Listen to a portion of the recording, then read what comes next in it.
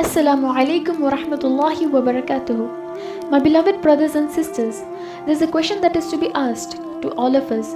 That is, why do we recite Quran in a salas, in Taraweeh, or even make du'as or listen to it?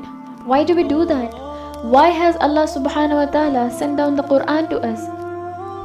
The Quran is a book of guidance to seek knowledge, where we can learn so many lessons from it and also implement it. How did our Prophet ﷺ read it? And how are we doing it? Neither do we understand what we recite in the salas, nor we read it properly. We just rush. Why do we have to do that? We don't even know what are we asking Allah subhanahu wa ta'ala when we stand on our prayer mats. Allah subhanahu wa ta'ala loves it when we recite it beautifully. Allah loves it even more when we also try to understand the meanings of the ayahs of the Quran.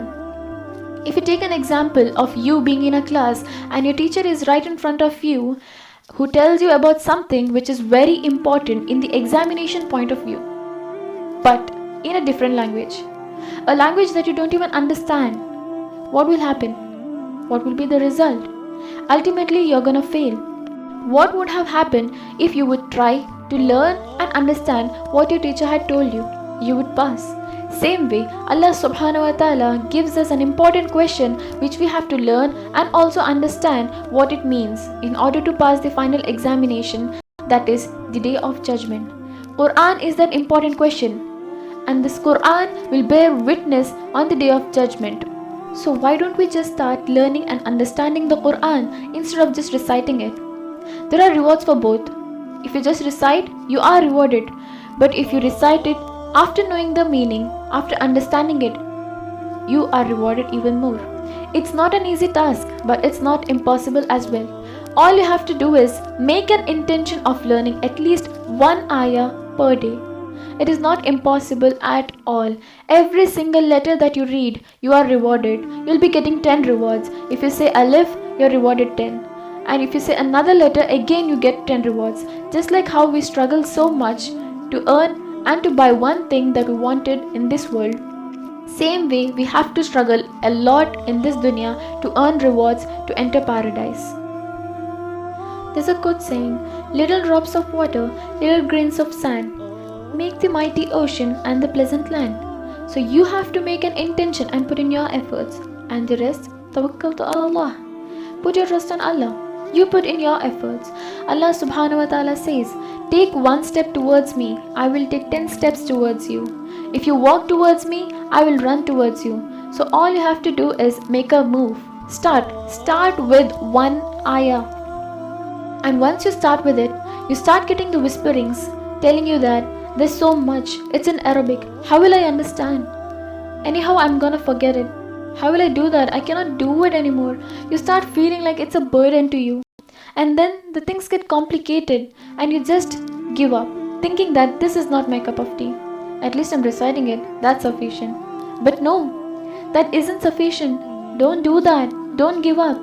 Allah subhanahu wa ta'ala says in Surah Al-Qamar, ayah number 32, وَلَقَدْ يَسَّرْنَا الْقُرْآنَ لِلذِّكْرِ فَهَلْ مِن مُدَّكِرٍ. It means, and we have certainly made the Quran easy for remembrance. So is there any who will remember? So whenever you get the whisperings, just say أعوذ بالله من الشيطان الرجيم and get rid of that shaitan within you. Don't give up thinking that it's difficult. Something is better than nothing. Don't give up. It is possible if you try it. 5 minutes in a day. Give a try and you will love learning it. And the khushu in your salah and while reciting the Quran will increase. The concentration will increase. At first, you will find it a bit difficult, but don't think of giving up. Do not think of giving up. At least learn a single word. Learn the meaning of that particular word in a day. At least a word, but don't think of giving up.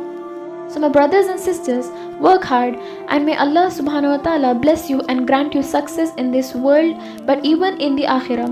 I ask Allah subhanahu wa ta'ala to bless you to open your doors to prepare for your akhirah. It's not an easy task, but with the hope in the mercy of Allah subhanahu wa ta'ala, things will be made easy. And At the same time, with the constant preparation, without giving up hope, never giving up, by the will of Allah subhanahu wa ta'ala, we will achieve it.